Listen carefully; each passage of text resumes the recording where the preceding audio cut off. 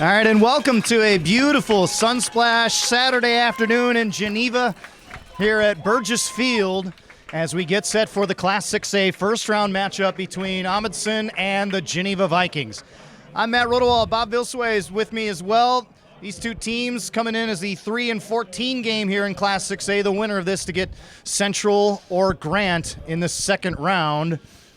And looking forward to seeing some pretty good talent for the Geneva Vikings out here today. Yeah, we were watching the warm-ups earlier, and some of the pass patterns, they're going to be one heck of a passing offense to stop. So, as usual in ththese first-round games, you see some lopsided scores, and without going crazy, that's what I'm expecting to see here with Geneva, just a fantastic passing offense. Geneva at 8-1 on the season. They had their perfect season tripped up against St. Charles North on this field 8 days ago. St. Charles North winning last night. They will face Mount Carmel next week in the Class 7A second round. The Vikings will receive the opening kickoff. But the story in this one, of course, Talon Taylor, the All-American heading to Georgia, the best football player Geneva's ever had, and he's as healthy as he's been in the postseason for the first time in his 3-year varsity career. Well, and we were talking to him, too. He's big, obviously strong and fast in the warm-ups. I mean, he's obviously a perfect talent to throw to. I liked how in the warm-ups the passes were high, so I expect him to go reaching into the air over defenders where he needs to, and obviously got to make sure you come down. The angle of this field is always a little bit interesting. It's northeast to southwest. That's what you're looking at, left to right. So that means the sun is directly in the face of those going from left to right. And so Talon Taylor will catch this kickoff if it gets to him in the sun. It'll be Keja Elmir with the kickoff duties, and we are underway. A low squibber. Muffed at first, then Dovan. Of course, Bennett Conkey, the sophomore, was able to get to it. And we'll see the Geneva Vikings offense first. And that's why teams do those kinds of squib kicks. I'd like to see them kicked if they can out of the end zone, then the ball comes back just to the 20. But a lot of these squib kicks happen because that way they can control the return and it's less likely to be a touchdown. So they give the ball up at the 30 with no chance for a return for a touchdown, as opposed to if you kick it to the goal line, it could be a touchdown, but if you do it right, it comes out to the 20. Tony Shahino is the quarterback, 6'1" senior in his first year as a starter. You'll see, as we've already seen, Conkey, and you'll see a lot of Taylor here on this near side to the top. Finnegan Wepner, the other senior who's been just as dangerous at times for the Vikings. To me, that coverage is too tight. Shahino will start, and they throw it up for Taylor. He will go get it. And a catch. Pickup of 29 yards on the first play from scrimmage for Geneva. And I feel like that couldn't have been defended better. And the throw was a wounded duck, but Taylor came back and jumped over the defender and caught it. He saw it first and could adjust to the ball. The defender was right there, but Taylor went right around him and got it. 53 degrees, slightly breezy going from right to left, so that was into the wind a little bit. It explains the wounded duck throw. And Shahino throws a nice ball. Yeah, what I like, though, it had a lot of air under it, so Taylor could adjust. Vikings go tempo. First carry for Romero. Bowling over a tackler, breaks through another one, slips inside the 25-yard line.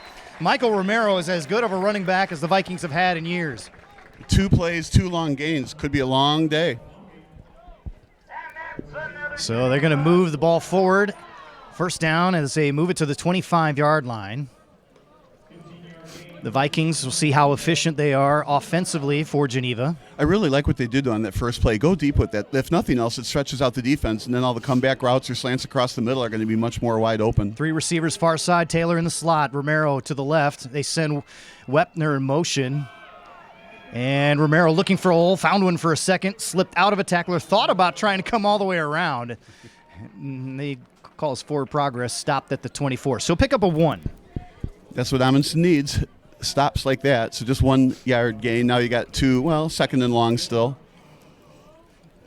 The Vikings last year beat Sen in the first round. Similar matchup here, and then they went to Lake Forest and pounded on the Scouts before going to Cary Grove and getting run over by the Trojans, team of destiny.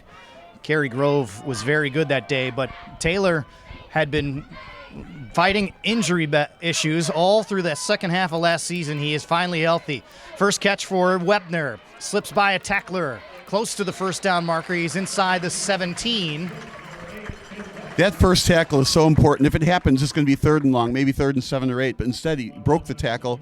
Now he's like 1.5 yards away from a first down. In 4-down territory, I figure if you run twice, you got the first down one way or other. And I also like that the wide side is to the right if you want to go wide. I think if I'm Geneva, I go right up the middle twice.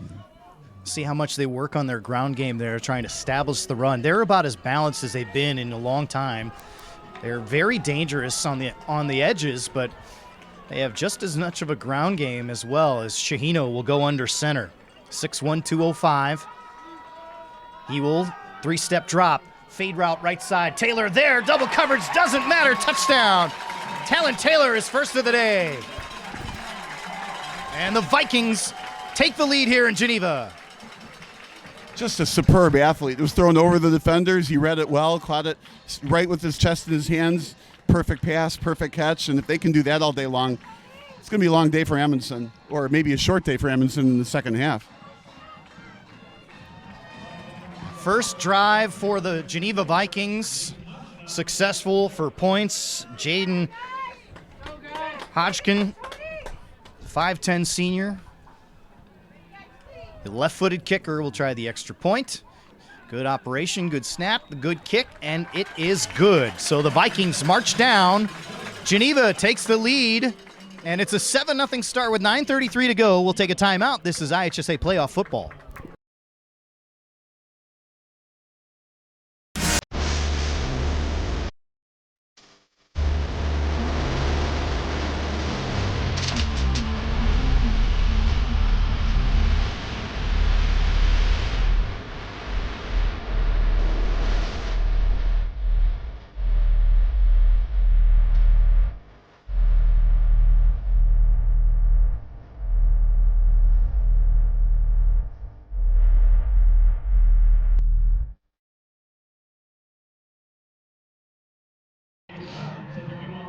So 5 or 6 play drive for the Geneva Vikings to get on the board.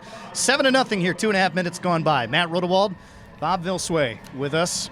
This stadium is nice, high school stadium, right? Yeah, last night we were in a college field, now we're in a high school field, and there's seats to the left, seats to the right, seats on the far side, tons on the near side, and a lot of them are full. It's a well-attended game today. Geneva has played several first-round playoff games in this building's 50-year history.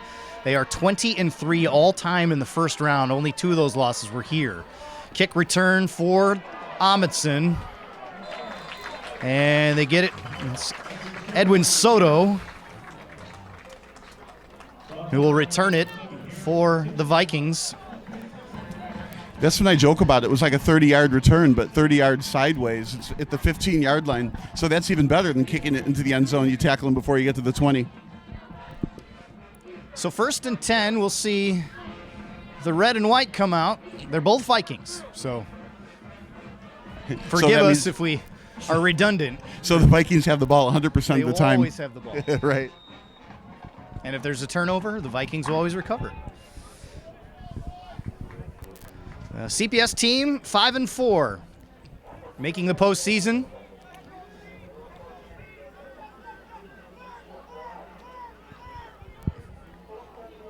Elmer Gaethje.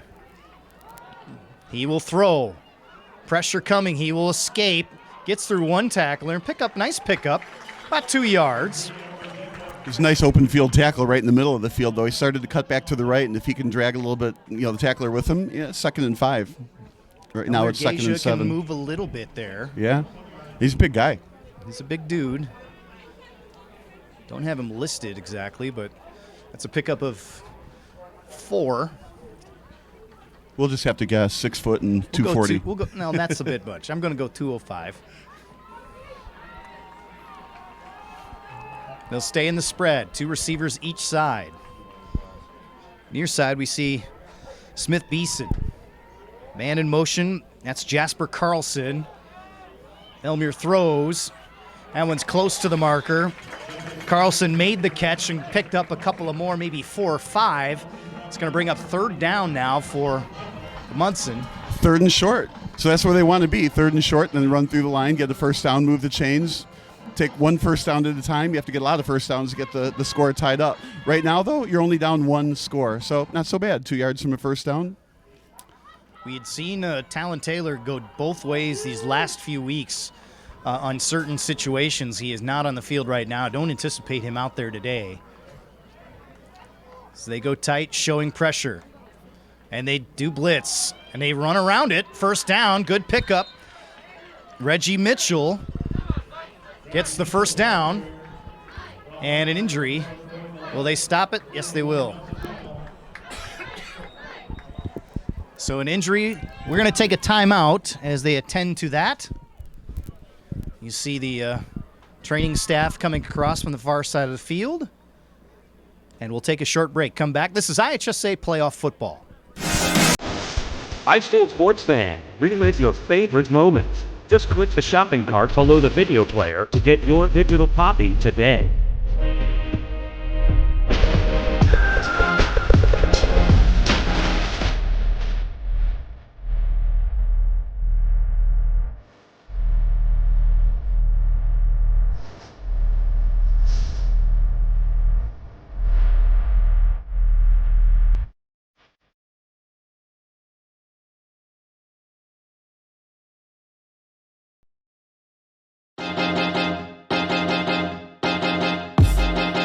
High school sports fans, relive your favorite moments. Just click the shopping cart below the video player to get your digital copy today.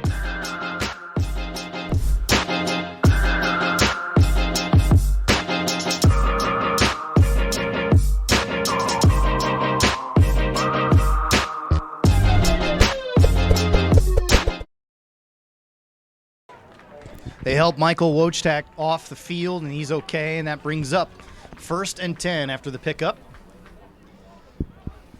Amundsen, the man in motion. Quarterback keep maybe 1 or 2. Taken down. You see Gavin Burt in there, and he's been a big story for this defense between Burt and Troy Velez. Also see Sean Lane, that linebacking crew. They're going to need that second level to really perform if they're going to make a deep run here in the postseason. And Amundsen's thinking, well, we got a couple good yards, went forward. So, again, shortening the chains in 2nd down. That brings up 2nd down and 7 after the 3-yard pickup. We're under 7 minutes here in this first quarter. Matt Rodewald, Bob Vilsway. Glad to be with you here from a beautiful day in Geneva. Burgess Field, 50 degrees, light breeze. Chamber of Commerce day. And there's the carry back to the line of scrimmage, and that is it. Yeah, so it's 3rd and 6 now, and you figure that's a passing down. The long side of the field, the wide side of the field is to the left, so it'll be interesting to see if he rolls to the short side to throw it to the right or tries to run for it 6 yards. I don't know. It's definitely a punting situation if they don't make it. And Reggie Mitchell with maybe a yard on that one there. Again, the winner of this one gets the winner of Central and Grant. That is tonight at 6 o'clock. So Central is about 25 minutes from here. Central and Geneva have never played before. Throw on 3rd down, and it had an open receiver. Mitchell was there, but overthrown. It will force Amundsen to punt. And this is where it gets dangerous as they send Talon Taylor back. Yeah, even if he gets that catch, he's going to be a yard or 2 short of the marker. And then, of course, it's a dangerous throw over him like that. If there's a safety spy in that play, it could go back the other way pretty easily. This will be an entertaining kick here. So back to pick. With the wind. Smith Beeson will have the wind at his back, but it's maybe a very light breeze at the moment. Flag's nearly still. Good snap. Kick away. End over end. Taylor will let it bounce. Picks it up at the 26-yard line. Again, in that sun. Slips through one tackler, got free. Here he goes, down the left sideline. And Taylor tackled just outside of the 45-yard line, crossing midfield into Amundsen territory. That's some of the electrifyingness about him that we wanted to see and expected to see. And he broke those tackles. At first, I was like, don't even pick up the ball. He fumbled a little bit while it was in the air and then broke a couple tackles, went down the sideline. Good kick return. You could see the sun impact when you're going in that direction, as it bothered him just trying to pick up the ball off that bounce. So what that does is that helps a team like Geneva going this direction now because you're looking back towards the ball. When you switch the other way, that will change things. See how long that's a factor. As Geneva goes 1st and 10. They mark him out at the 47-yard line. Here's Romero, up the gut, big hole. Inside the 35, still on his feet, and finally tackled from behind. And it took Adrian Zapata to bring him down, but there's a flag. a large chunk of yards on first down, moves the chains on one play. Geneva megaphone guy, a little premature. Hold on a second. Probably illegal man down feet. No, wait. What are we calling here?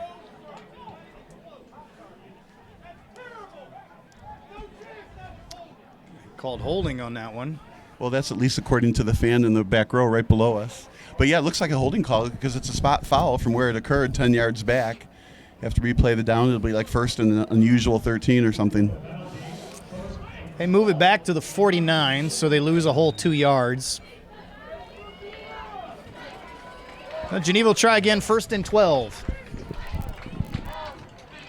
2 receivers to the right. Finnegan, Wepner, and Taylor in motion to the outside. Shahino to throw, over the middle, open man, and it's caught.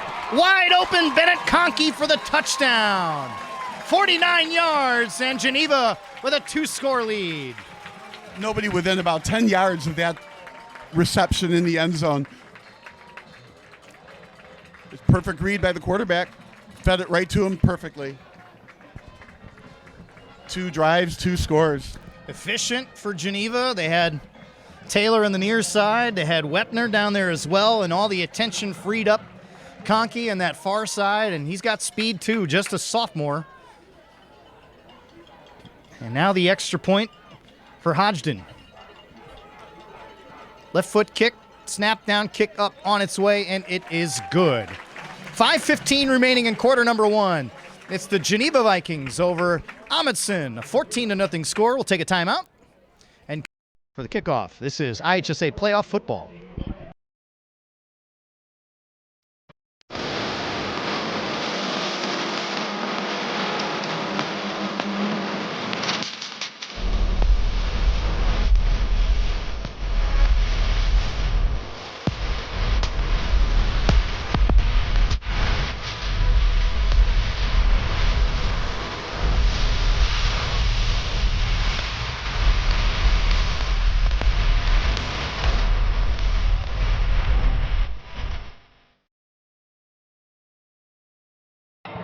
So after the penalty, big play for the Vikings. Tony Shahino with 2 touchdown strikes on the day as he found Talon Taylor with a 7-0 score and 16 yards, and now Conkey for 49.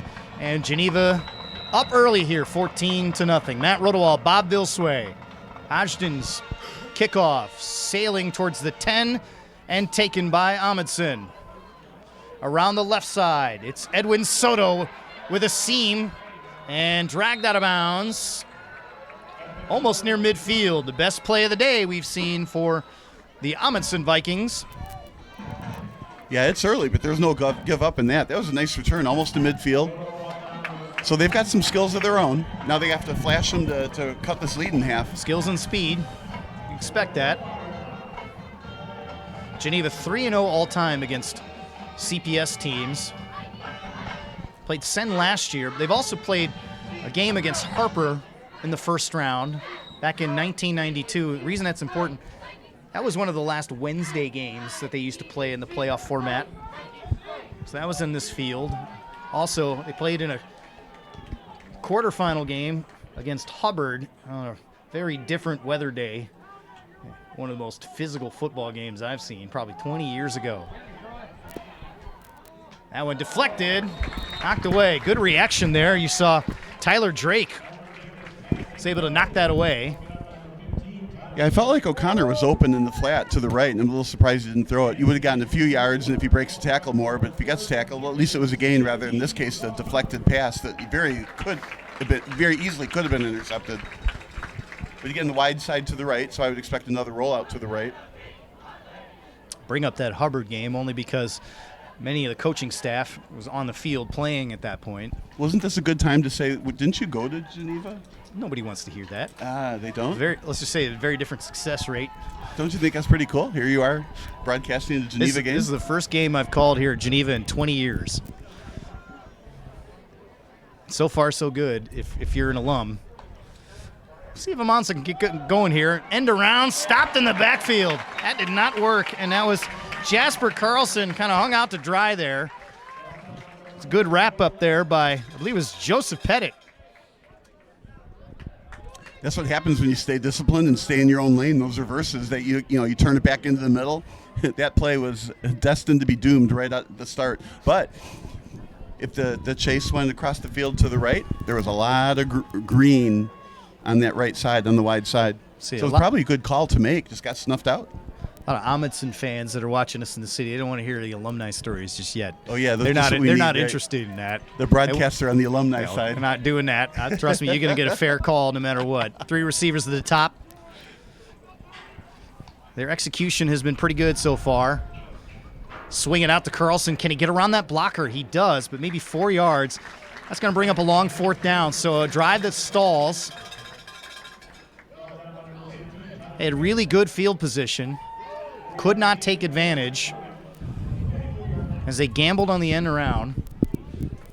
Well, and they're in the spot where they're not going to be able to kick it into the end zone. Maybe aiming for the sidelines would be a wise choice to keep it away from Taylor, right? But again, we could see another electrifying return. It takes such skill to try and directionally kick at this level. Right. And of course, the sun is behind him, Taylor's looking into. Smith Beeson will punt. He stands at his 30. Talon Taylor back at his own 20, staring into the sun. A spiral this time. Is he going to let it go? It's going to bounce right on the sideline at the official walks up. They will start it at the. Gotta love the slow walk from the side judge there. Mark at the 29. He knows the cameras are on him on that case. That's a pretty good punt. Yes, good punt for Amundsen. We'll see if the Vikings can do anything with it here by the end of quarter number 1. So good punt, no electrifying return against them. A lot of yards to go for a 3rd score. What have you noticed? You've seen the Geneva Vikings for the first time today. What have you noticed in terms of what they can do offensively? Clearly diversified offense, right? They're running up the middle, right? And as well, they can throw deep left, throw deep right. Very, very diverse offense. It's going to be hard to stop. You just can't load on one thing. Taylor, single wide, catches. 2 defenders. Can he get by 1? He can. Another? No. As he slips out of bounds. And when you have a guy like that, you can just throw to 6 yards every time. It's scary. Well, it is. I mean, yeah, you're right. You're going to have to put a safety deep on him to prevent that and then, cover him short man-to-man. But even man-to-man coverage, he is very fast, very tall, very quick. He's seen a variety of coverages over the years, whether they bracket a safety with him, they got a second spy with him all the time. And that's what makes this Viking offense as dangerous as it is, because they have actual help now with other receivers. Like we saw in that second score. As Finnegan Wepner up there with him as Talon's in the slot. Shahino takes a snap. Looks to throw again. Looks left. Plenty of time. Finally hit as he's thrown. Caught. It's Wepner. He's free. It's a foot race, and it's a touchdown for Geneva. 63 yards, and Geneva builds a 20-0 lead. And did you not just say they had other weapons? You just can't key on Taylor. The 3rd different receiver to catch a touchdown pass today. And long passes. And he held all day in the pocket to throw that as well. Shahino over 100 yards passing, and we played 9 minutes. So the Geneva Vikings, after their surprising loss to St. Charles North, they had a 2-touchdown lead in that game against the North Stars, and it all went south quickly. Well, the hangover is over. Yeah, sometimes that experience helps you win other games because you're like, well, couldn't believe that would happen. It did happen. We're going to make sure that never happens again. Extra point is good. 3:06 remaining in the first quarter. If I'm Amundsen, I'm looking at the scoreboard and thinking 3 scores, not 21 points. Well, you're really just looking at one possession at a time more than anything else. And the way they've been able to move the ball, use their special teams a little bit, it's been helpful. Defensively, though, they've got to be able to get the Vikings off the field, the Geneva Vikings off the field. And again, Vikings facing the sun. Geneva, that is. The wind whipping a little bit more now. What a beautiful day today.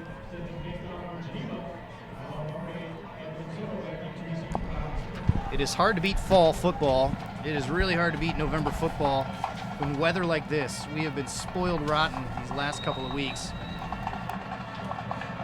Maybe you'll see some different weather next weekend for the second round. That one picked up at the 20 by an up back. Up the middle and stopped. That was Adam Awan at the 35-yard line. Like what he did, though, just pick it up and run forward. Nice pickup, like he's a shortstop by day. That's his other job, shortstop. Good pickup and good run back. So, again, decent field position for Amundsen. I was just going to say, Amundsen's not had – field position is not the issue. Can they sustain drives? They do have at least 1 or 2 first downs. Yeah, so if you had the pin an issue, it would be you got to have safeties that can handle these deep passes.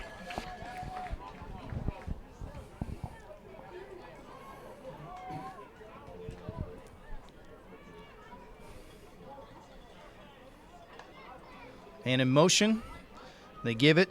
Reggie Mitchell. Don't think he got back to the line of scrimmage. Yeah, that was did barely. Yeah, to me that's not enough north-south running. Slicing over to the right, if one defensive lineman doesn't get you, another will. I feel like you got to pound it quickly right up the middle. David Avatia was there for the stop. Big man up front. Seeing also Rhino Bianchi. Alternatively, go wide, but around the lineman. Lex Griffin on the right side of this defensive line for the Geneva Vikings. Clock runs under 2.5 minutes. Matt Rodewald, Bob Vilsway with you here in Geneva.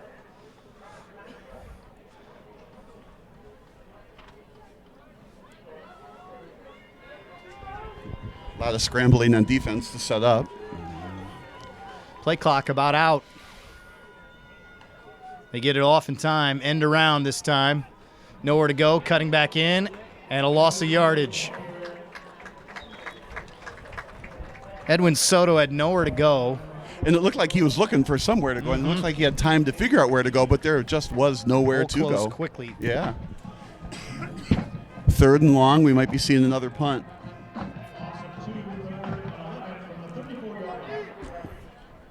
Geneva defense now teeing off a bit. Yeah, they're getting a lot more comfortable now. They switch sides in the matchup. On 3rd down and 11 from their own 34-yard line. Looking to throw. Pressure coming. Scrambling and rolling. Gejka. And he gets out of bounds at the 40. There's a flag. Yeah, even if that was a good game that's coming back, it'll get declined. It'll be 4th down. You have to punt from there.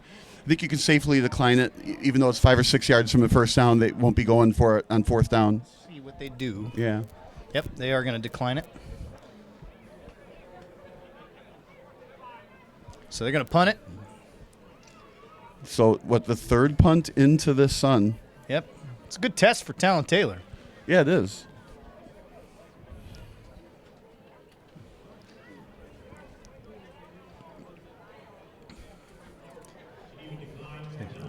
So it'll be 4th down and 5 from the 40-yard line. They do not line up to punt, so they will go for it. And that's the risk you run when you decline a penalty like that. It would have been 10 yards back, 3rd and 15. What would you rather have, 4th and 5 against you or 3rd and 15 against you? Let's see, good test for everybody on the field here. Back to throw, Gejka. He's got a man right side, and it's deflected and knocked away, and Geneva will take over on downs at the Amundsen 40.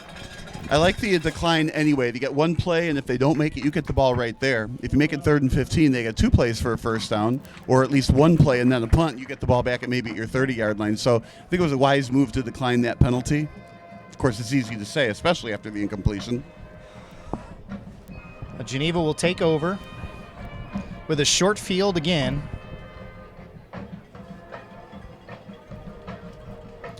Let's see if they can make this a 4-score lead. First teamers still out there. How long will they stay on the field? That will be the question at some point in this second quarter when we get there. Conkey now in motion. They throw to Taylor. Bubble screen coming. Blockers in front of him. Gets around. He hurdled a defender. Got all the way to the 25-yard line. Goodness, the athleticism for the All-American. Every game is a highlight film game.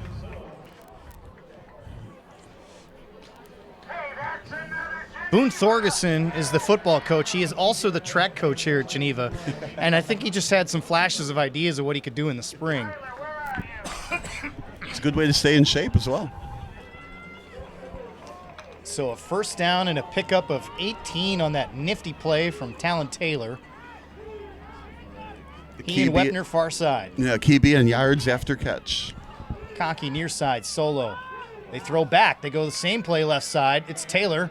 First down, slips inside a tackler, inside the 5, all the way to the 3. That'll move the chains and stop the clock briefly. They'll try and punch it into the sun one more time. Now those are pass right behind the line, pass left behind the line, right, and I think they're going to just run it up the middle and get this 2 yards, maybe 3 yards score. When you watched them against Batavia, that's what Geneva did a lot of. The first couple of possessions offensively, they found Taylor all over the field just to get him going. It's a very similar sequence there. Taylor in the slot, near side. They're going to give to Romero. Met at the point of contact, but he escapes, and a rushing touchdown as Michael Romero, the senior, finds his way to pay dirt, a 27-0 lead.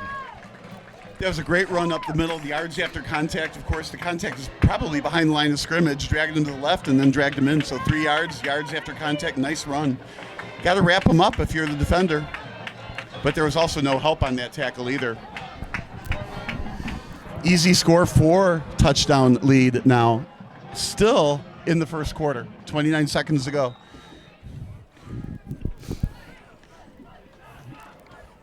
Extra point coming. Clean, gets away, and it is good. 29.2 remaining in quarter number 1 is a Geneva Vikings rout so far, 28-0. Our score as we close to the end of 1 quarter of play. Take a timeout. This is IHSA Playoff Football.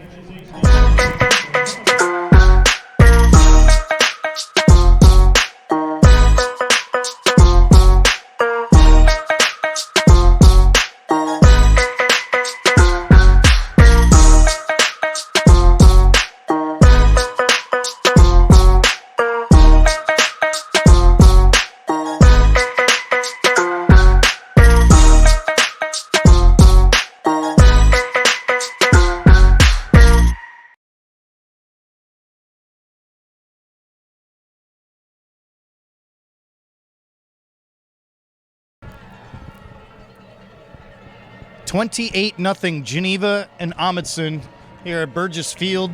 The Geneva Vikings already on their way to the second round with a 28-0 lead. Matt Rodewald, Bob Vilsway with you.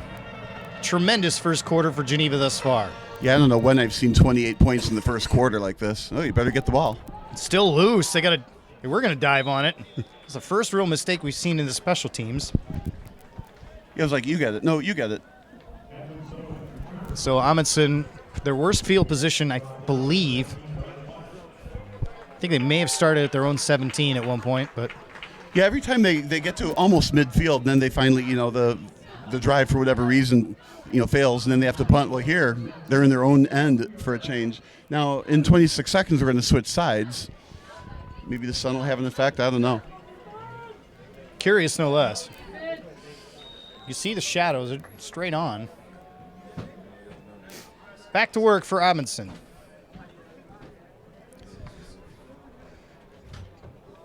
Flare out to the left side.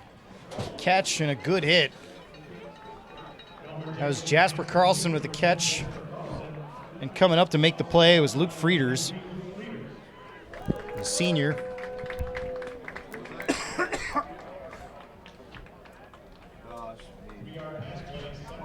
And that will take us to the end of the first quarter.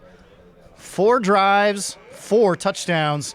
Geneva is rolling in the first round. 28-0 our score. We'll take a timeout. This is IHSA Playoff Football. We'll be back. The innocence of youth. Is there anything any better? But soon they'll be in high school and facing all the same challenges you faced. How to make friends, how to fit in, how to be cool. We want our children to have everything they'll need to live fulfilling and productive lives. Make sure the kids in your family are among the more than 12 million participants in America who take part in high school sports or activities.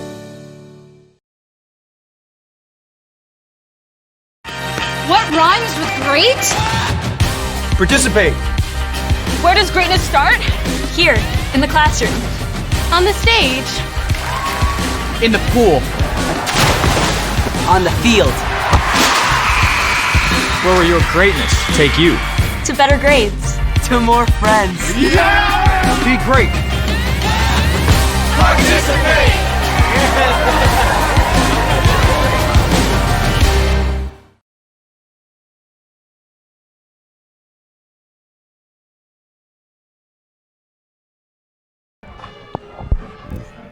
Start of the second quarter here at Burgess Field. Matt Rodewald, Bob Bilsway with you here. The Geneva Vikings looking fantastic offensively, doing everything right. And Amundsen trying to get on track, and they have not done so yet. Some flashes of offense, like you see right there, as they go up the gut there. Well, and some flashes of special teamwork as well. Like that punt was good, and then they got a couple of returns on the kicks. But here at third, and mildly short. They've moved the chains a couple of times to see if they can do it here. I'm playing hurt, so I should mention that. You occasionally hear some coughing. I'm doing the best I can and all the remedies to get through it.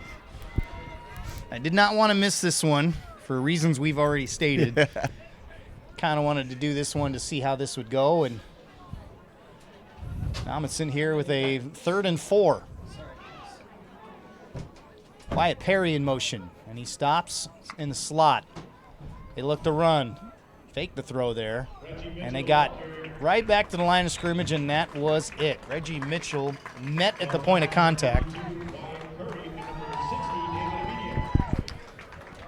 And that's going to force Amundsen to punt.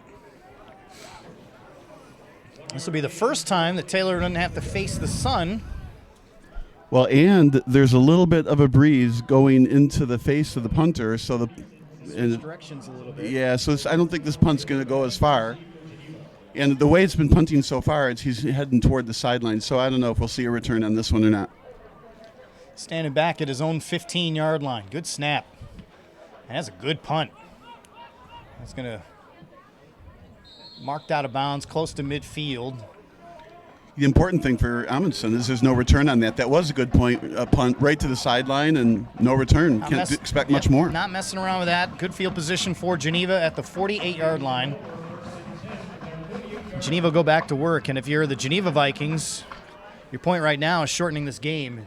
You're 2 scores away from doing that here. Well, and with the wind. The receivers will be looking back into the sun. Keep that in mind. I wonder if they will change their offense a little bit, see if they focus a little bit more on getting Romero involved after that last touchdown. On the field now, Taylor and Wepner near side. Taylor in the slot, Conkey up top. It's a draw this time is Romero. Through one tackler and another, pickup of 8, driven down. It was Adam Vucic wrestling with him there, trying to keep him from getting that first down. Again, his yards after, after contact is just terrific. He's about a yard short. Geneva beat Batavia for the first time in 13 years this year, and the real reason for it wasn't Taylor. It was Michael Romero who had the game of his life as he kept finding his way from side to side and breaking free, and they kept pounding the run and pounded the Bulldogs into submission and ending a long streak that has tormented this program for a long time. And it was that hangover that kind of hung with him for a couple of weeks until last week when they lost to St. Charles North. Feel like they finally snapped out of it as Chihino finds an open Taylor, and he dropped it. Oh, goodness. I was watching him get open, went downfield, then went back into the middle, dropped it. He's wide open. How do you let Taylor run free in your secondary? And again, all day to throw back there. Right into the sun. That would have been close to a touchdown, if not a huge chunk play. But you hit it right on the head. You can tell by the shadows. The quarterback was behind the shadow, threw it right to Taylor. It wasn't even offside. I mean, that ball had to be right in the sun. 3rd down and 1. We've got to get to the 42. Romero, he's got the first down and a little bit more. Wrapped up and dropped down at the 40. Now is Derek Weems in on the tackle. Big dude.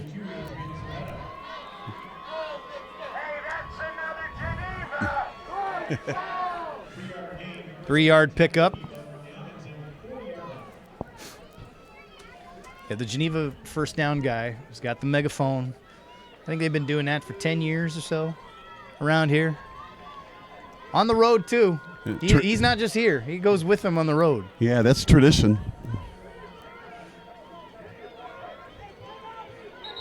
Like a bunch formation. And interesting timeout call. Looked like just not the formation they wanted, or 10 guys without counting. No, there's 11. Timeout Geneva. We'll take one as well. This is IHSA playoff football.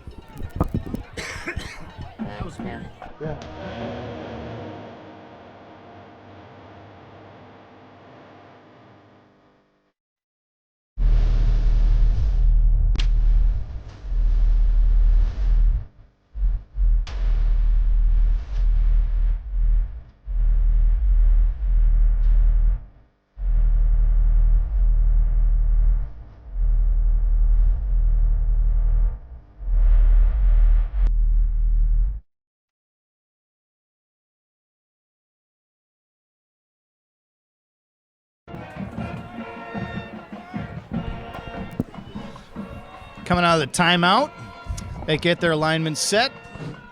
With a 28-0 lead and even 9 minutes left in this second quarter. Matt Rodewald, Bob Vilsway with you. They go Taylor in the slot near side. It's Conkey up top, Wepner to the near side with Romero next to Chihino, who looks to throw. Chihino over the middle.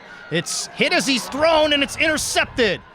Picked off by Amundsen, and it's Big 82, Adrian Zepeda with the interception. The first turnover of the day for either side, and Amundsen will take over. A very deep drop. Very well done. He got hit when he threw it, so it didn't get all the mustard on it that he needed. And right when he caught it, he looked behind. Who's going to tackle me from behind? Nobody's here. I'm going to run this forward. The return gets them out to the 29-yard line. Check the 28. I mean, it almost looked like he was the intended receiver. It was right to him. A small piece of adversity. You see the Vikings lineman, James Buckholz, come over. He's got a cut on his left hand. Keep that in mind. We go 1st and 10, fresh set for Amundsen. Now staring into the sun. They roll out to the right. Gageka pressure, throws, and throws it away. Into the cheerleaders, not paying attention. Yeah, O'Connor was Eyes coming. up. Yeah, O'Connor was coming across the field, and I thought if O'Connor had gone deep rather than across the field, there was nobody there.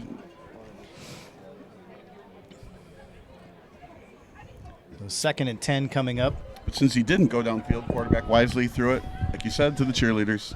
So you and I have seen games with public league teams from the city, and we've seen their fans, and we've seen the turnout. I don't know if we can get a picture or at least a shot of the bleachers on the other side. That is a great turnout that Amundsen had. Kudos to the Amundsen community for driving out, seeing some football out here in Geneva today. They brought their cowbells, and they're making noise. You can hear them.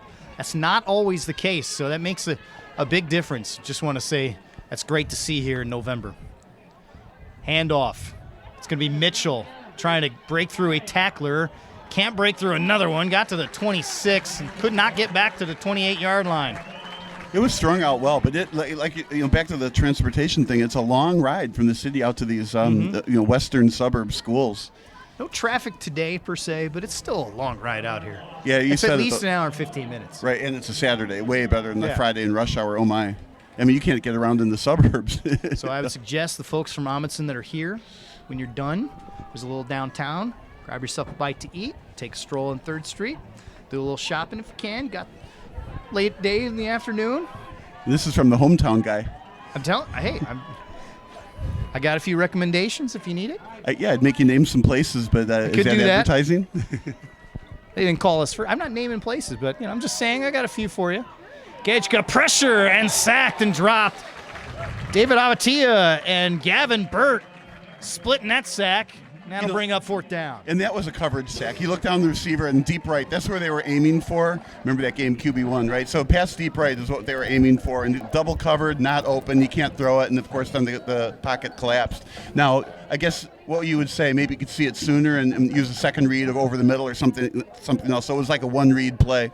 He's either open or he's not, and then he wasn't, got sacked. Dangerous positioning for Smith Beeson now standing at his own 3-yard line. But I like what Geneva's doing. Now they split the receivers on this punt since they're so good at angling at the sidelines. And it's a short one. Yep. It's high, but it was well short. And I don't know if that went back to the original line of scrimmage or not. You have to see where they mark it, right? We saw a 5-yard punt yesterday in Lyle. But I'm thinking this one is a 7-yard punt. Yeah, I'm thinking that because Taylor is back there and you're trying to avoid Taylor and you're aiming to the sideline, you've made a mistake, too much of a mistake, and that's what a guy like Taylor can do. It's not just in the stats. You know what has worked against Taylor in terms of the punt game? It's the rugby-style kick. You know, when you're starting him on the move, it does make a difference. So in terms of teams preparing against him, that is one way you can get your punting game going without having him get going too. So you have to go run to Australia real quick and get a kicker exactly. before next week. So real good field position at the 25-yard line. Shahino will throw right side. Taylor open, caught, backs in for the touchdown. 25 yards. Talon Taylor is second of the day, and for Shahino, it's his 4th touchdown pass. But hold on, there's a penalty. There is a flag. Oh no. What a perfect play, though. They have a great combination between those two. Great chemistry. Wide open, running. You know, how do you let Taylor run free in the secondary? One wonders. Someone doesn't not told the band yet. Yeah, it doesn't look like it's right. They're still playing. It doesn't look like it's the typical holding penalty in here. Something else happened. Let's see. The referee's coming to the near side. Did not clarify what the penalty was at all.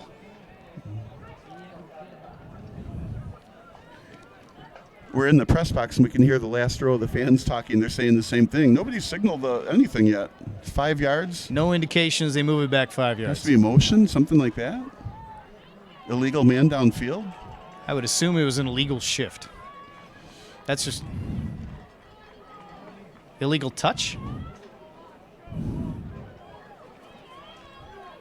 I don't actually know. I'm wondering if he was covered on the line of scrimmage, caught that ball, and was an illegal touch. That's my guess. So they wipe off the touchdown, and they go back to work. Bunch set this time. Wepner near side. Taylor waggle motion. Romero, big hole, gets by a blocker, and it closes up quick, but he still picks up a couple of yards, maybe 8 yards total. But again, he gets tackled and then finds a way to get a couple more yards after contact. And he knows the contact is coming, so he pushes himself against the defender, knowing that the defender, when he tackles him, he's going to get another 2 or 3 yards after the contact. Really smart running by this Romero. It'll be a 3rd down coming up here and 7. Boy, it'd be hard not to want to run that same pass to Taylor, but now he's lining up on the right side. I think you go for the end zone here if you're Geneva. They got Taylor to the top. Conkey in the slot. They look right. Contact coming. Taylor, jump ball in the sun. Good coverage by Michael Samuels. And you said it. They Falls weren't incomplete. Yeah, you said they weren't content with 8-yard first down pass, right? They were content with something in the end zone. So if they wanted to run that play again, send Taylor into the corner, but then come back to the quarterback, and I don't think the defender will stay with that. Or break the play off into the middle. They're going to go for it here in 4th down. They do have some kicking capabilities here. This would be a 39-yarder. Yeah, I've been thinking you're up by 4 scores, 4 touchdowns. You know, why not? 3 more points. What difference is that going to make? Go for the touchdown. 3 receivers at the top. First time we've seen this formation. Wide side. Will Peterson to the left side. Keep an eye on him. Lined up as a tight end. Shahina will throw. Taylor, right side. 2 covered. Caught. Touchdown, Taylor. Had the little dance on the end zone line there, but a great catch. Wide open again. Can't figure out how Taylor continues to get open. Shahino with his 4th touchdown pass of the day. His 2nd to Taylor. And it's 34-0. And these are long passes over his shoulder. These aren't like over the middle bullets, right? These are passes are up in the air for Taylor to run under, and somehow he's faster, way faster than the defense to get to the ball. Fantastic athlete, real good chemistry between those two.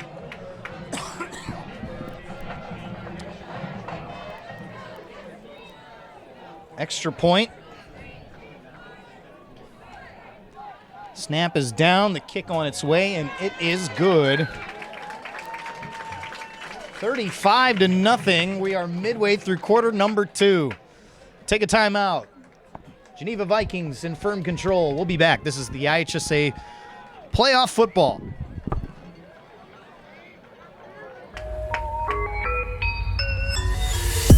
This is heart. This is pride. This is community. This is high school football.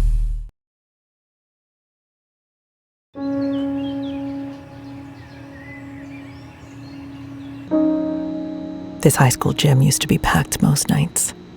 Not anymore. Do you know why?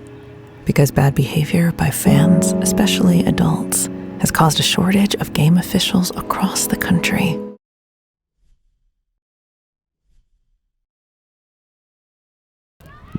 From the 10, kickoff returned to the outside. Can he get there? He cannot. And so maybe 2 yards after all that running. Yeah, so that's where Amundsen will start. Yeah, those east-west runs, again, 30 yards, one to the side, not forward. I like to go straight forward on those kickoff returns. Now, if you have an amazing Devin Hester-like speed, then you can get around the edge, and it looks like he's hurt on the field, too. Yeah, Adam Awan got a very late point of contact there. And so he's down, and oh, you hate to see it, though. The Amundsen training staff will come out. He's writhing a bit. I don't know if he got a shoulder slammed into the turf there, but again, this is a brand new turf. First year of this new surface. They had turf for, I want to say, 10 years prior, so it was time for an upgrade. Yeah, and I see lines for soccer, but what I don't see are lines for lacrosse. They're here. You see They them? are here. They just fade them out for the fall, and they bring them back for the spring. That's what it is then, Yep. yeah. But it's a beautiful, like you said, beautiful new, nicely painted field. Brand new track as well. You know, the thing that you're seeing with these tracks, too, by the way, is you see the exchange zones have different paint colors. It makes a huge difference in relay competition, I will tell you that from my own experience. And they got rid of the acceleration zone, so it's just one big zone. So it's 30 yards. Figure it out. So as they attend to the injury, we'll take a timeout and come back. Geneva with a 35-0 lead here, 5:50 left in the second quarter. We'll be back. This is IHSA playoff football.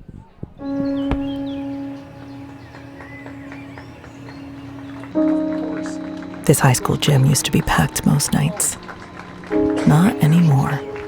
Do you know why? Because bad behavior by fans, especially adults, has caused a shortage of game officials across the country. You see, without officials, we can't have sports. Don't let this become reality. It's time for a change. Let's bench bad behavior for good.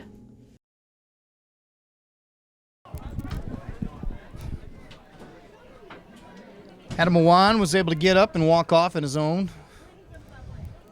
With a little bit of assistance, I should say. So Amundsen will take over. 5:50 remaining in half number 1. Matt Rodewald, Bob Vilsway with you. Glad you're with us here at beautiful Burgess Field. The weather has been absolutely perfect for playoff football. 50 degrees, light breeze, sweatshirt, light jacket weather out here in the suburbs. They run to Mitchell and stopped. Maybe one on the pickup. They try to keep going to the run. It just has not worked today. Well, one wonders, what does work. So the pass deep right that was, stuffed earlier for a sack, I mean, they're not finding much here on offense. And as Geneva kicks in on defense, Amundsen's just not finding, they've got to be able to find something that works. Whether it's running to the right, through the middle, somewhere, something's got, and just nothing is happening for them, unfortunately. But Geneva's earning everything they've got on defense. They're playing great. 2nd down and 9 from the 14-yard line. Fake the end around, look to throw. Pressure was all over the place, and that did not work. And that's the thing. The pocket could have been a keeps disaster. collapsing. Yeah. Well, but there again, it looked to me like he took more time in the pocket instead of throwing the ball right away. I mean, if he had released the ball right away, the pocket wouldn't have collapsed. But again, he took more time, and then there just isn't a lot of time in the pocket. So passing isn't going well for Amundsen. Of course, the running game is getting strung out to the sides. There's just I'm thinking if I'm the coach here, I'm not sure what play to run. Yeah, they tried to reverse earlier. That was snuffed out. Geneva's held in their lanes. Just a terrific defense. It's a smothering defense. 3rd down and 9 coming up again from the 14 as the wind starts to pick up again. Man in motion. That is Shea O'Connor as they flip it out to him, but inaccurate. That will bring up 4th down, and they'll punt. Yeah, and even if that pass was caught and was accurate, that wasn't going anywhere. I think what I would like to see is maybe more passes over the middle, quick hitters over the middle, slants across the middle, something like that, where the ball doesn't have to travel real far, but the yardage that you get is a little bit more rewarding. In the meantime, though, we're punting against the wind. Now, interesting. Geneva, yeah, they're switching. So the dance is trying to put Talon Taylor in a spot where it forces them to kick it to him. So I think they're going to kick it out of he's bounds to the standing far at his side. goal line. It's a low snap for the first time, and they go back to the right. Wepner was there for it, and it's out of bounds. So. And again, Taylor is absolutely making a huge difference on the special teams. That punt was aimed at the other sideline intentionally away from him, and as a result, the kicks are going out of bounds, not real far downfield. You watch Taylor walk towards the huddle, this shaking his head, going, "You guys can keep doing that. That's fine." He's used to that. It's been 3 years he's had to deal with that. Well, I mean, I would be doing the same thing. And the punter in Amundsen definitely has a boot. In the Georgia spring game this April, I'm sure he's going to catch a few punts. That is not going to be an issue. It'll be fun and different for him, though, because the kicks will be a lot farther than the high school kicks he's been receiving. He's a Georgia commit, so you see the G on the helmet. He's just going to switch colors. So how many years until he gets a national championship? 1, I think. Up the middle, Romero. He's going to pick up maybe 4. Geneva with 1 turnover here. It's the only drive they've been stopped on. Otherwise, 5 for 6 on their offensive possessions. It was a ball that was kind of a wobbler as Chihino was hit as he threw. And wounded duck landed in the breadbasket of a big lineman. No sense of urgency for the Vikings, up 35. They'd like to punch one more in at the half so they can empty their bench, get off the field for the second half. Romero, here's Taylor. Individual effort. Look at this. Trying to get through a couple tacklers. Can't do it by himself, though. That, you got to say, was nice swarming defense. Taylor couldn't go one way, then couldn't go the other way, and as he continued to juke left and right, more defenders closed that off. So that was well defended. That's a lot of what we saw in terms of how they defended Taylor in the last 2 years, because he was the only dangerous threat out there. Well, now there's a lot more danger. Will Robinson on this team. So third and short, 3rd and 4. It feels like 3rd and 4 is short for Geneva, but 3rd and 4 is not short for many other teams. 2-down territory here. Imagine Romero, see if he'll touch the ball in this one. 3 receivers to the top. They've got Taylor in the slot. Wepner and Conkey as they all sprint out. They go to the right. Second level catch for Wepner. First down, a little bit more inside the red zone, and they get it to about the 17-yard line as they move the chains and a pickup for 16. Again, just wide open. It looks like a zone defense that just isn't closing in on the receivers. I think if you're Amundsen, you might think about going man-to-man, but I don't know. I mean, wide open again. Megaphone guy has sponsors, by the way. That's a first. If you didn't say that, I never would have guessed that. It's the NIL culture. Even the guy in the stands with a megaphone has sponsors. That's where we are. It's Gary Sharp's good guy. We're inside 3 minutes of the first half. Fresh set from the 17. Low snap, Chihino throws. Caught. That's the big guy rumbling. Michael Toole towards the goal line. Out at the 1. Oh, they're going to call him short? Out at the 1, Michael Toole, the 6'1" senior. I think you got to replay that. In my opinion, I think he was in. Devastated. Well, all you can do is, when you're on YouTube, play it back. He's going to stay on the field. Yeah, they're like a quarter inch from the goal line on that. Quarter inch line, they get to run a play. 6'1", 205. He's the up back. He's been out there quite a bit. They line up in kind of an offset eye. Chihino, low snap. He gets it back, and then he gets sacked as he was trying to get out of there. Cannot believe he picked that ball up and tried to make a play out of that. Adam Vucic nearly picked it up and ran it the other way. Yeah, he's quick like a cat to do it, but I think every coach is going to say fall on that thing. but now they're no longer a quarter inch away from the touchdown. So that call by the referee that said he isn't in the end zone is becoming bigger. That is a loss of about 8. That could have been disastrous. Yeah, imagine that if they did lose the ball, right? Not like it would make a change to the who wins the game, but it makes a change for, can you get this touchdown or not? Certainly changes the mood and conversation here in about 2 minutes when they get to halftime. They shift the formations. You see Toole and Will Peterson move over to the right side. Romero next to Shahino. He gets the ball. Romero slips inside one tackler, tries to get through and does. Gets to the 6, trying to get ripped down. Finally gets to the 7 before he was finally pulled down by Paulo Bombay. Well, I'm thinking now they're not exactly, that close to the another injury. Yikes. So they're not that close to the end zone. I'm thinking that they're going to pass to get this ball in this time. Now the wide side again is to the right, so that's probably where I'm guessing Taylor will line up. Injury timeout. It is 3rd down and goal from the 7. We'll take one as well, and we'll come back with the Geneva Vikings, a 35-0 lead here at Burgess Field. This is IHSA playoff football.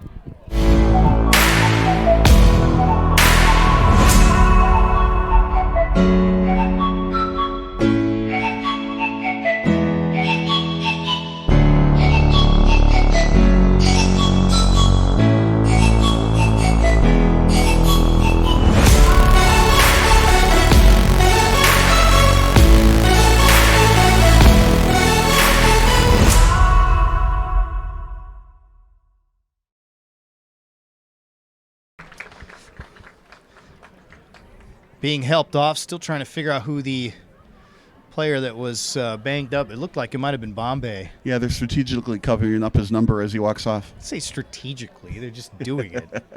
Can't see. That's okay. They've been dealing with some injuries over there for Amundsen, and it's not a deep team by comparison at the 6A level. So that is of concern for Amundsen here the rest of the way. 3rd down and 7 as the clock runs. Shahino will be by himself. Romero off to his left in a double wing set. In motion. Gets the handoff in the end round. Cuts in to the 5, but nowhere to go. I did not expect that play call. I thought it was just going to be a pure pass. Well, 4th down now. That was a single wing without the fullback and another injury timeout. I want to see him go for it on 4th down. I think you'll see a kick here. That is my guess. But it seems like every other play, there's another guy down for Amundsen. That's a shame. We'll take a break. Come back. We've got more here from Burgess Field. 35-0, 112 left in the first half. This is IHSA playoff football.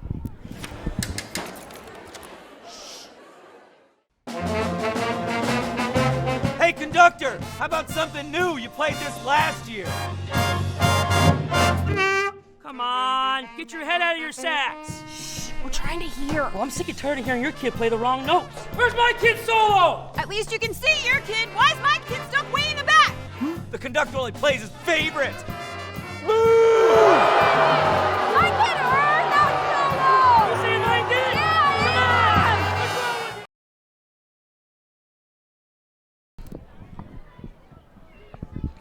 Come on! Another injury for Michael Wojtak. He's helped off.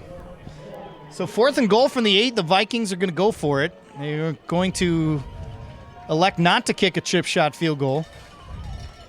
3 receivers near side. Taylor in the slot. Conkey out wide. Wepner in the middle. Shahino to throw. Left side. Taylor back of the end zone. Caught. Touchdown. Talon Taylor again. 8-yard strike. The connection continues for the 3rd time. And Shahino with 5 touchdown passes in the first half. So he ran into the middle of the field, right? Ran into a lot of traffic, and then everybody knew the pass was going into the corner. Took a long time for the referee to signal that touchdown. It was almost as if he was making sure the feet were in bounds or something. But then he caught the ball in the corner cleanly. If he bobbled it, it would have been out. Discussion there for a minute. Yeah, I think they were talking about if he bobbled it, and then when he gained control, the ball was his foot in bounds. Looked like he had control. It clearly did. So the extra point coming. It is off to the right, and it is still good as it sneaks inside the right upright. 48.7 remaining. Geneva Vikings with a 42-0 lead in the opening round of the Class 6A playoffs.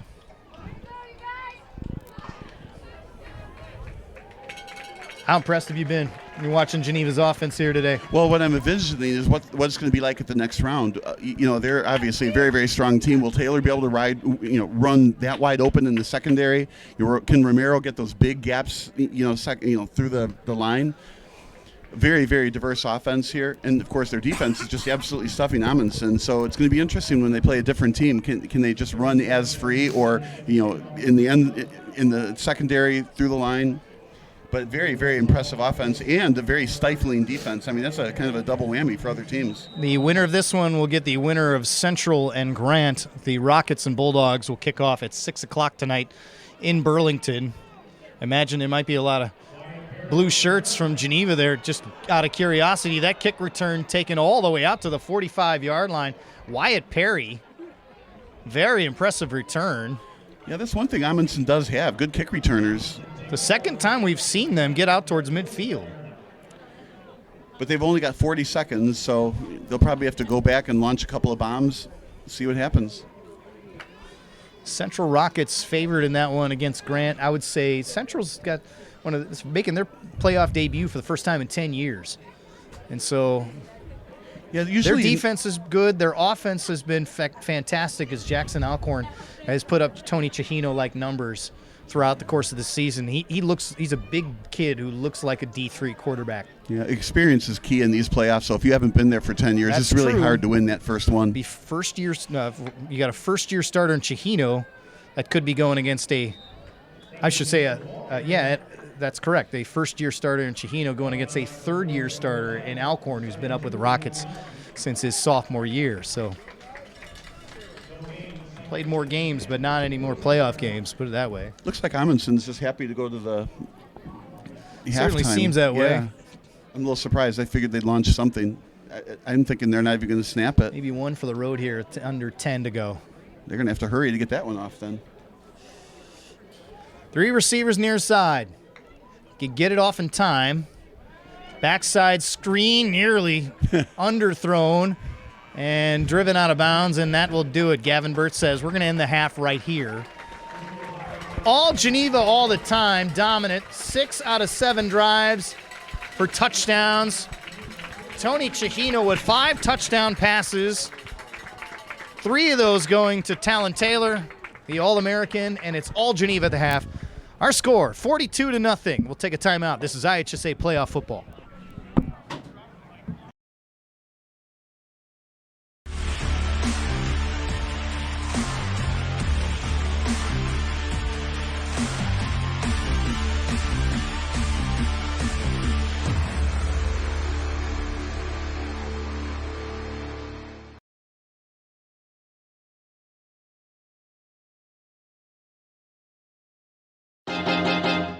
High school sports fans, relive your favorite moments. Just click the shopping cart below the video player to get your digital copy today.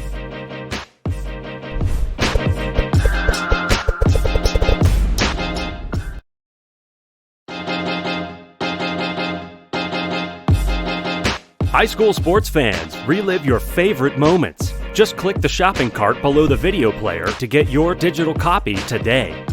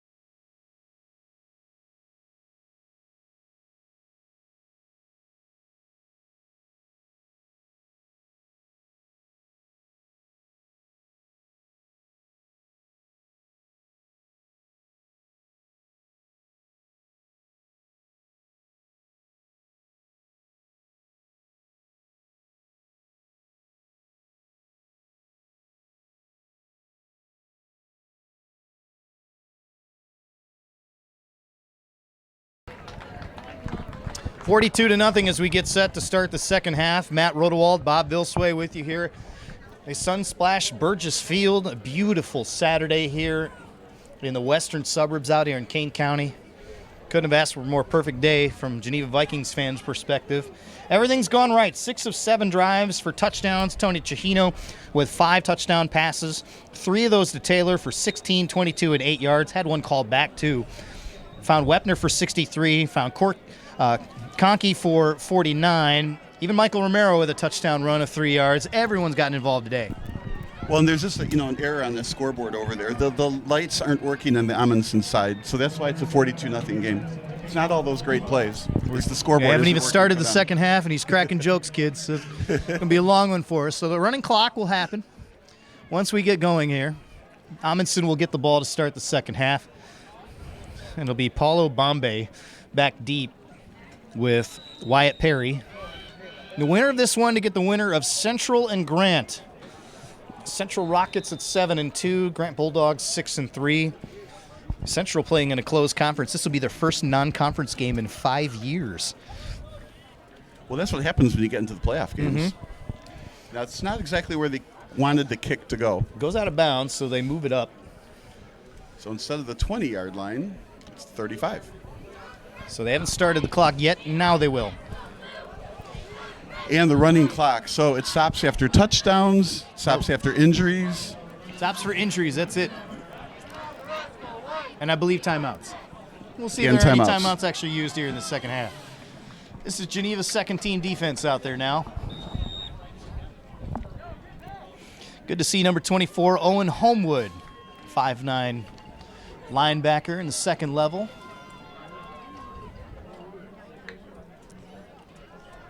Back to throw. Quick pass on the slant. And a catch by Wyatt Perry, maybe a pickup of 3. I like Amundsen, how do you want to approach the second half here offensively? Well, that's the thing. They've had a whole half to make adjustments now, even though they're trailing by too many touchdowns. But I like that adjustment right there. They let the defenders rush, right, and then a screen pass or slant underneath in the middle. That was good first play of the half. Maybe we'll see more of that. Take advantage of the aggressiveness that Geneva has on defense. 4-yard pickup there. Again, a new defensive unit, so you can imagine the anxiousness of these kids to get out there and prove like themselves for sure. That's going to be a rip-down tackle. And that's a nice little tackle from Brendan Zombo, the senior. Just tremendous penetration right on the snap. Nowhere to go with it. And didn't let go of the back either. So he had him just by the arm, basically by the wrist, and still made the tackle. Mom's in front of us and said about time. High expectations. She's having a good time. And a lot of Viking fans, you can feel the mood is good. Last week, and you lose to St. Charles North the way they did, you wondered if there's everything okay with this team. But honestly, it might have been the best thing to happen to this program. It's going to snap things into the right direction here.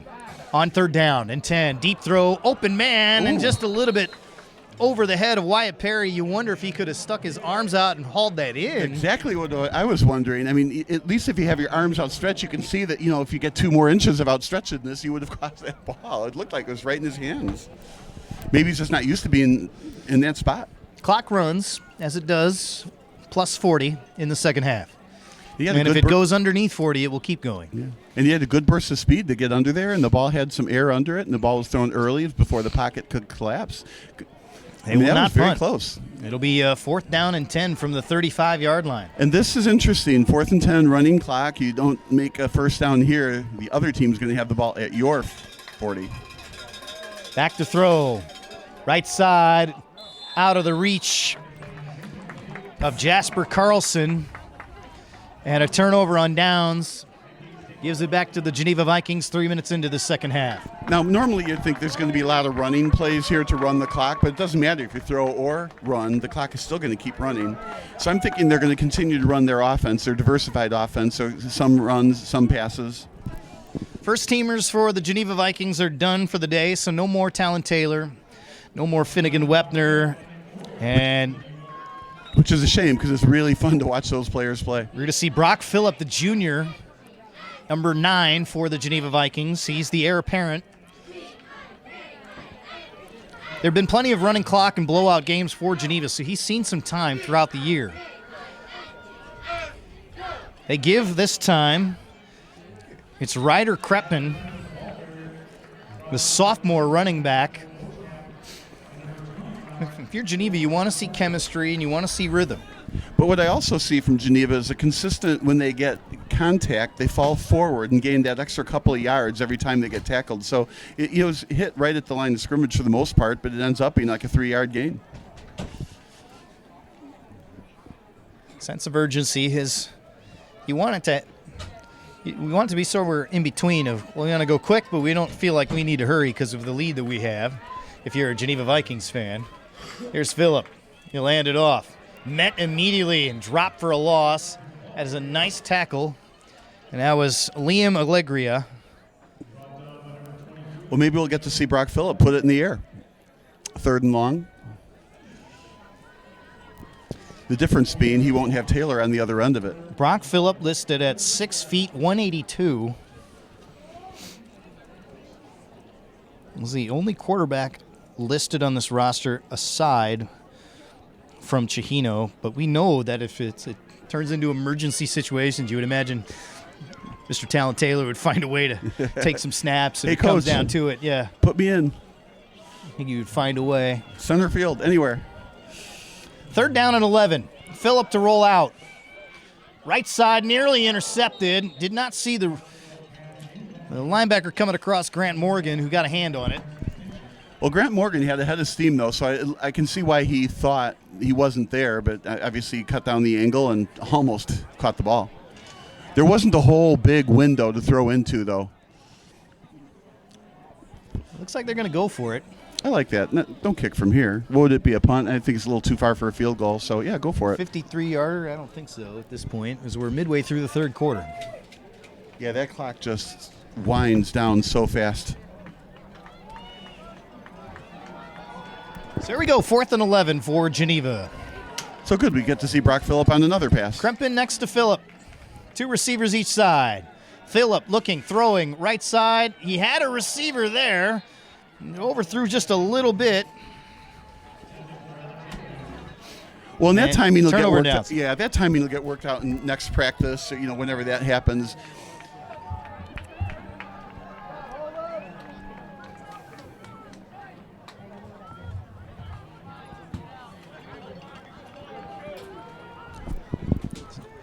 So Amundsen will take over again.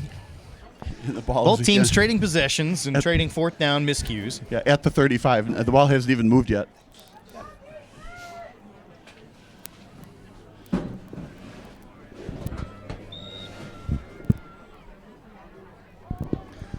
First and 10. They'll take over from their own 36.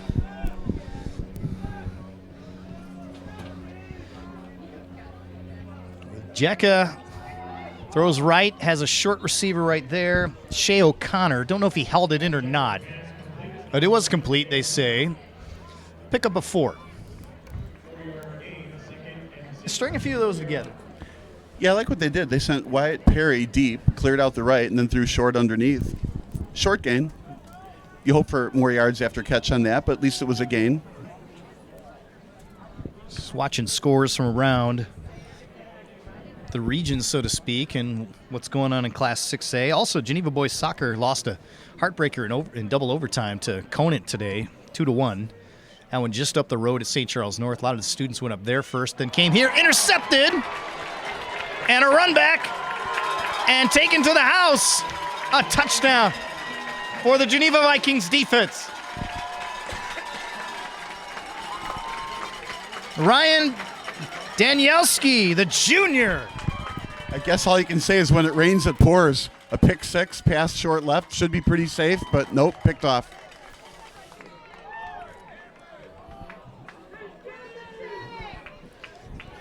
Looked like it was 40, maybe a little bit more.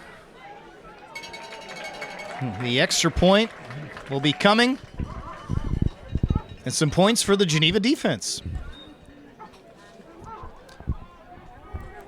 Why not spread the wealth around a little bit? Extra point for Geneva now. It is up and it is good. Geneva in a rout. As the sun begins to fade a little bit here on this last day of daylight saving time. Geneva with a 49-0 lead. They stop the clock. We'll take a timeout. Come back. This is IHSA playoff football.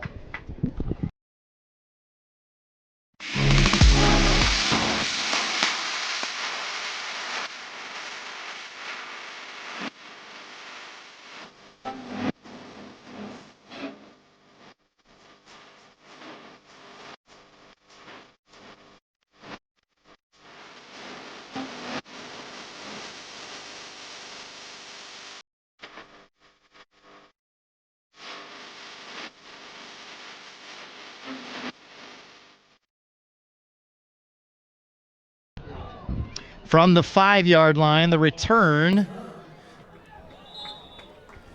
And a pretty good return out to the 24-yard line for Paulo Bombo. Pretty good grab out of midair with the catch as well. Excuse me, Paulo Bombay. So Amundsen will take over again. Pick 6 out to the flat. Happens. Doesn't matter what group's on the field. It's going to happen. You're going to have to put one on the other flat this time. Well, the first play of the half was that short pass over the middle. That happened to Geneva at Cary Grove last year early in their blowout loss. So they know what that feels like. See how this defense tries to get a little more hungry now. The give. Mitchell stopped. It didn't go very far. Pickup of maybe 2.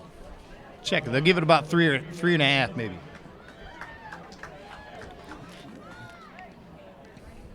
Just a cold enough breeze to be annoying. Right? One of those days where if the sun's out, you don't need the jacket. You put the sun away, where's the jacket, right? Sort of that in-between. But you will take this November weather any day that's of for the sure. week. How many times are we up on top of the press box or something and it's windy? Well, it doesn't matter about us. In terms of enjoying football, this is great. Throw to the right side. That's a catch for Jasper Carlson to get to about the 35-yard line, right at the sticks. Yeah, real close to the first down marker. They're going to call it a first down. I want to say that's the first down for Amundsen since early in the second quarter. Well, and that's nice to see. And this is what they need to do. They need to get reps against quality opponents to figure out what they need to do to be able to continue this kind of, the season next year with most of these same players. Now the path for the Geneva Vikings, if it holds to format, it would be right back here next weekend against the Central Rockets. It'd be the first time that those two have ever played each other, and they're 20 minutes apart. They've never played each other before. And if they can take care of business against the Rockets, they could have a rematch at Lake Forest, or they could go to Libertyville. Either way, a dynamite quarterfinal awaits. And for these Geneva Vikings, it means that it's pushing off the Cary Grove Trojans one round later than they'd like to see them. And the potential to host Cary Grove in this building would certainly have a different attitude than having to go up to Cary or Fox River Grove or what have you. Home games really matter.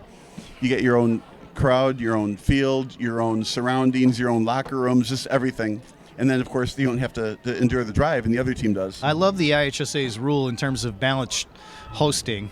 Yeah, I don't know if I like that or not. I love that's something it. to talk about, right? I love it. I think it gets a great opportunity for everybody to be a part of it.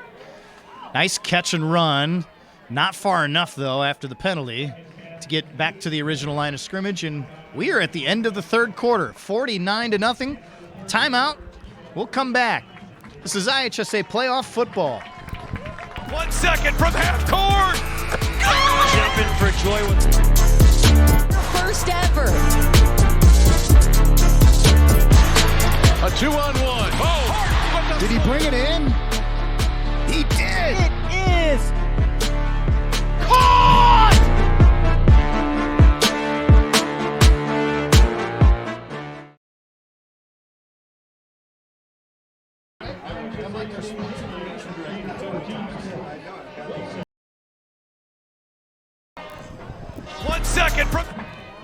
12 minutes left in this one. Matt Rodewald, Bob Vilsway with you. The Vikings of Geneva are going to move on here as they have looked dominant from the start. Second half, pick 6, giving that little extra punctuation mark. And it's been a good day for Geneva. That was a fast 12 minutes. So it takes like an hour for the first quarter, an hour for the second quarter, it feels like, right? And then all of a sudden, 12-minute third quarter. No, to be fair, 12 minutes is 12 minutes. Yeah, that's true. Just saying. Second down and 11 from the 33. Just for accuracy's sake. Trips near side. Ketchka looking to throw and evade pressure. He does float it, but he didn't get enough on it as he was hit as he was throwing. Well, wisely put it on the sidelines where nobody could catch it.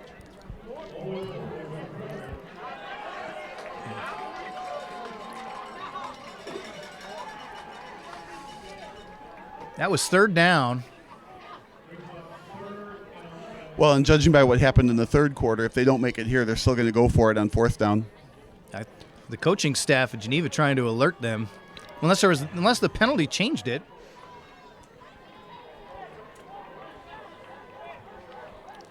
Well, it's going to be third down and 11. A throw deflected and almost intercepted. Wisely knocked down. Good job by Wyatt Perry to get a hand on it. Right. Now it'll be fourth down. And I think you do have to punt here. Well, let's see if that's what they're going to do. Yeah, they're going to punt. Yeah.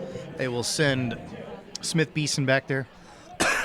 You will not see Talon Taylor. Well, and I bet we see a punt down the middle of the field now then. Dylan Alcaraz, 5'9" junior speedsters back there for Geneva, standing at his own 40. It was interesting to watch the gamesmanship. Every time they went back to punt, they looked and saw where Taylor was and then punted it to the other out-of-bounds sideline. And just as we talked, of course, as they're ready to punt, the sun comes back out. He is looking right into the sun, having to shield it with his hand. High punt wobbler to the sideline. It's going to roll out right around the 40, and that's where Geneva's going to take over.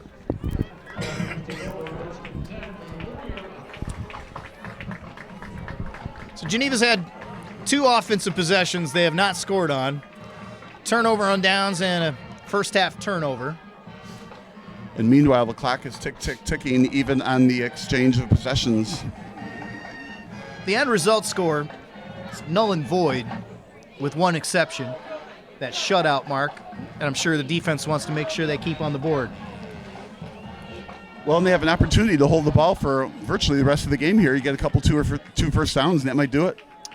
I see one single coach with a headset still on for Geneva. That's always fascinating at this point of a game like this.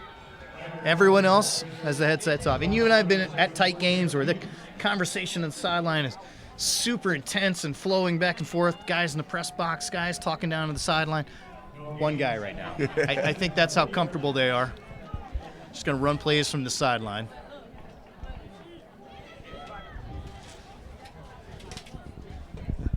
Vikings don't go anywhere on first down. Brock Phillip.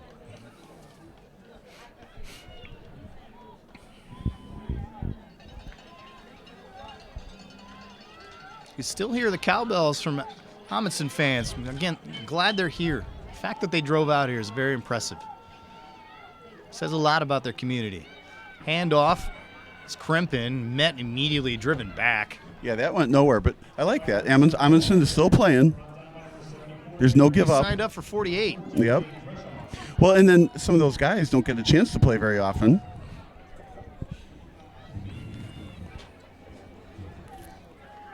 But third down, so they may get the ball back pretty quick here. And the Amundsen fans haven't left yet because I believe right now it's an hour and 23 minutes drive back there. Yeah, I'd be in no hurry to go back thanks. there. I think you said it best. Go downtown somewhere. And well, now there's traffic now. As you get in the late afternoon, even on a Saturday. Third down and 11. See if Phillip airs it out a bit. Swings to the right side. Yeah, they're going to say he was down. It was Harrison Tincher, who he tried to duck down but got his knee down, and that's where that play stops. He's only 5'7". They will punt. Geneva will give up the football. The frustrated junior will come off, knowing he had maybe a little bit of field in front of him. Not sure if he had a first down in front of him, but Well, and that's tough when you got to go low for the football, too, and you have some running room in front of you. You got to make sure you can catch the ball low without putting your knees on the ground. This is always fun, too, by the way, because when you get deeper into the second team, third team, do you know what special teams level you're on? Yeah, you're right. We're missing people. Here we go. See? We're waiting for one more. Get your helmet on. Let's see if they have to use a timeout here. 5 seconds left on the play clock, or if they'll just take the delay game. Yeah. Boone Thorgensen not interested in using any timeouts. Just going to take the delayed game and get this thing going. And the clock still runs on the penalty. Boone Thorgensen, actually, the head coach of the Vikings, he looked at an official on the sideline, but he looked back at the back judge, who was the one counting. So he saw they're down under 5. Didn't bother to call timeout. He says, no, that's fine. This is where we are in the game. Well, it's 4th and 17. So 4th and 17, 4th and 12. Well, what are you going to do, stop the clock for that? Fill up the punt. Look at that spiral. That's a good punt. Taking it to 31 for a minute, dropped, and then falling on. As Teddy McDermott could not handle it on the initial catch. As we approach the 6-minute mark here in this fourth quarter. And continuing to tick. Hey, that was a pretty good punt, though. That was a very good punt. And then it had a little bit of a, even though it had a spiral to it, it also had some waffle to it, going into a little bit of a breeze. It was not an easy catch to make. At least 40 yards on that punt.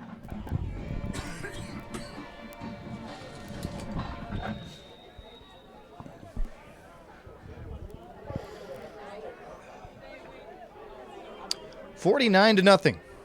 Geneva will be at home next week against Central, or they will go to Grant. That one over the middle and caught. Breaks the tackle and loose.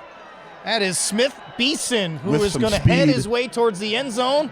Tackled by his own guy a little bit, but I think it was also Bryce Adams that got in the way.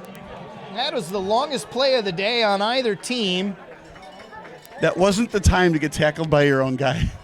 What a great run after catch, though. 70 yards, or 69 yards on the catch. They mark it at the 6. So 68 yards. That's another play you want to replay and be like, oh, let's see, if you had gone that way instead of that way, could you have gotten in? But he cut back to the right, and then his own guy ran into him. So Amundsen in business. Can they spoil the shutout? Well, and if they're going to spoil the shutout, I hope it's a touchdown, not a field goal. Milton Fulmar next to him on his left. High snap. Pressure coming. Throw wide open. Touchdown. Shea O'Connor with a touchdown for Amundsen. They get playoff points. Well, and a moral victory on that. Standing ovation from the Vikings fans across the way. And Amundsen putting together a couple plays in a row to get on the board. And that's got to feel good. I mean, you don't want to get shut out, of course. They didn't. They finally got their score, and the fans love it. The players feel good about it. Didn't win the game, but it's still a victory in a way. Plenty to talk about for this second-team defense here for Geneva these next few days, which is probably a good thing, I think. Well, sometimes, yeah, exactly. Now you have something to talk about before next game that you don't want another first-string team to make that happen. So who missed the assignment both times? Adam Vucic with the extra point in an operation that also looked pretty good. It's 49-7. Well, now I want them to get the ball back to see if they can't do that again. Well, let's see if we see an onside here for the heck of it. And the clock did stop after the touchdown. The clean extra point gives me curiosity on whether they can run a onside kick here. So, and that was Gachka to O'Connor for 5 yards. Well, that's an interesting strategy question that the coach will have to answer. Okay, you're down 49-7. There's only 3:58 to go in the game, right? Okay, so you practice an onside kick. I mean, why not? This is a good opportunity for it. Only the second time they've been out here, this kickoff team. I personally think they'll boot it deep, but that's my opinion. We'll see what they do. See how they line up here. Doesn't look like anybody is expecting an onside kick. Geneva's got everybody up a little bit. And they're planning for it. Geneva's got seven guys within 5 yards. So here we go. We'll see if Getchka can get this thing. Tried to hit it right at a defender. Good idea. And the Geneva Vikings fall on it. A little bit of about excitement. as well as you could probably execute that. Right. That was Blake Kopak with the recovery there. And the clock continues again. So I don't know if we're going to see much more than one series of downs here. When you're the up back, when you're on that front line on kickoff return, it is your absolute nightmare to have that ball hit your pads. It's very, very scary. It is frightening as all get out. Well, and if it's coming at you fast, get out of the way, right? But when it's coming at you slow, the ball hits the pads and it's a turnover. Well, it's a live ball either way. You do not want it to touch you and bounce the other way. Right. So Geneva has it now. One more possession here, final 3 minutes. And their own 45-yard line. As you know, just run the clock out. They give ahead. Krempin. I like the defensive effort. Brock Phillip takes a jog over, and then again, no sense of urgency right now. Yeah, I like the way he comes over and gets the play calls directly from the coach. No signaling in, nothing. If you notice how they're looking, too, and they're just facing the clock so they can see exactly what they're dealing with. Right.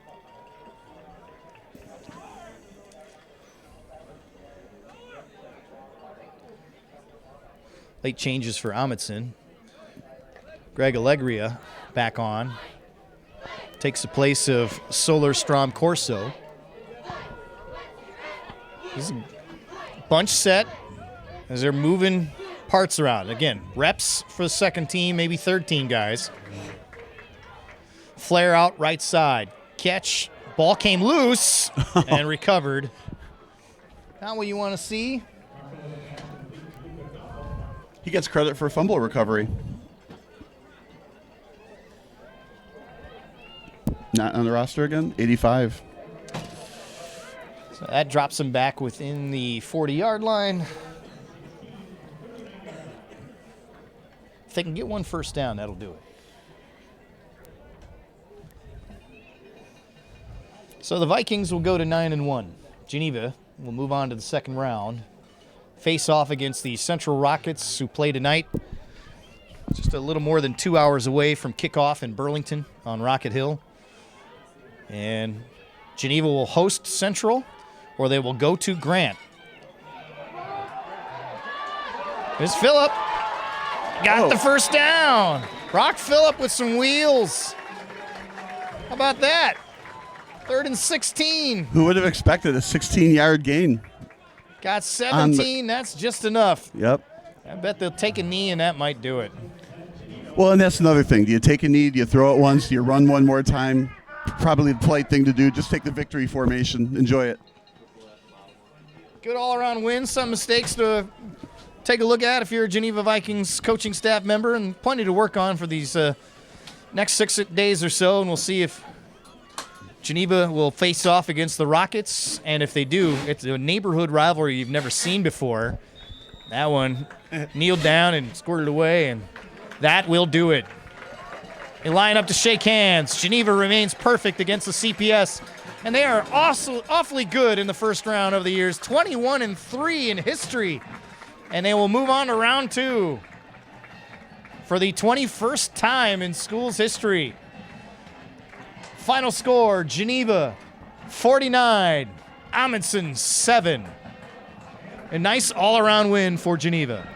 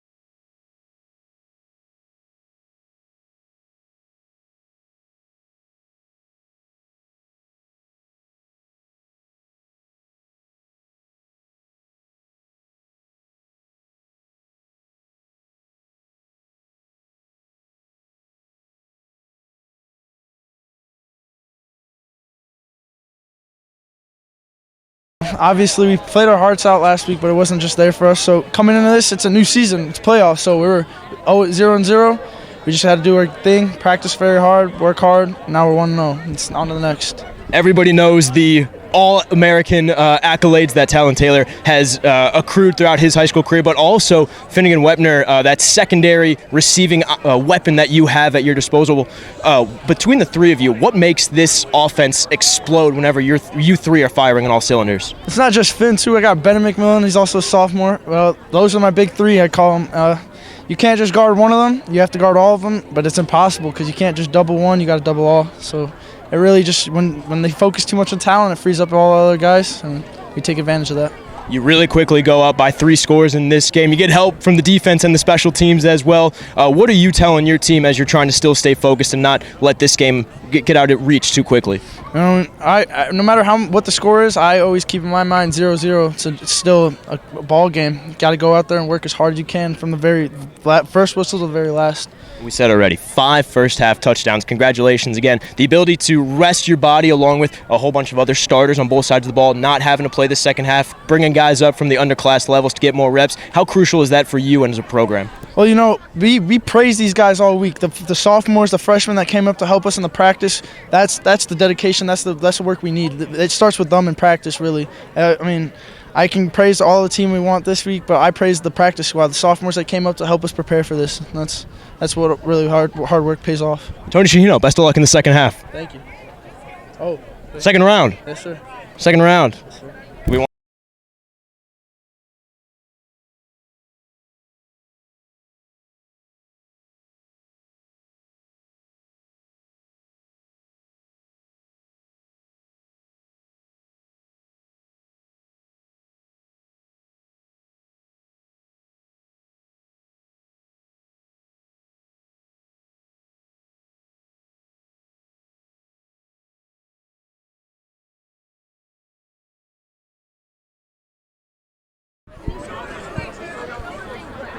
Sam Corbett here with the post-game show with Geneva quarterback Tony Shihino, a dominant 49-7 victory here in this first round. Now, before we talk about all the praises of your 5 first-half touchdowns this week, you didn't even play the second half. Let's go back to last week, right? You start the regular season 8-0. You drop that last 9th game to fall to 8-1 to St. Charles North. What was the message from your coaching staff, either after that game or in practice this week, preparation for this first round of the playoffs?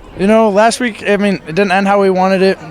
Obviously we played our hearts out last week, but it wasn't just there for us. So coming into this, it's a new season. It's playoffs. So we were 0-0. We just had to do our thing, practice very hard, work hard. Now we're 1-0. It's on to the next. Everybody knows the All-American accolades that Talon Taylor has accrued throughout his high school career, but also Finnegan Wepner, that secondary receiving weapon that you have at your disposal. Between the three of you, what makes this offense explode whenever you three are firing on all cylinders? It's not just Finn, too. I got Ben McMillan. He's also a sophomore. Well, those are my big three, I call them. You can't just guard one of them. You have to guard all of them, but it's impossible because you can't just double one. You got to double all. So it really just, when they focus too much on talent, it frees up all the other guys, and we take advantage of that. You really quickly go up by 3 scores in this game. You get help from the defense and the special teams as well. What are you telling your team as you're trying to still stay focused and not let this game get out of reach too quickly? No matter what the score is, I always keep in my mind 0-0. It's still a ball game. You got to go out there and work as hard as you can from the very first whistle to the very last. We said already, 5 first-half touchdowns. Congratulations again. The ability to rest your body along with a whole bunch of other starters on both sides of the ball, not having to play the second half, bringing guys up from the underclass levels to get more reps. How crucial is that for you and as a program? Well, we praise these guys all week. The sophomores, the freshmen that came up to help us in the practice, that's the dedication, that's the work we need. It starts with them in practice, really. I can praise all the team we want this week, but I praise the practice squad, the sophomores that came up to help us prepare for this. That's what really hard work pays off. Tony Shihino, best of luck in the second half. Thank you. Oh. Second round. Yes, sir. Second round. Yes, sir.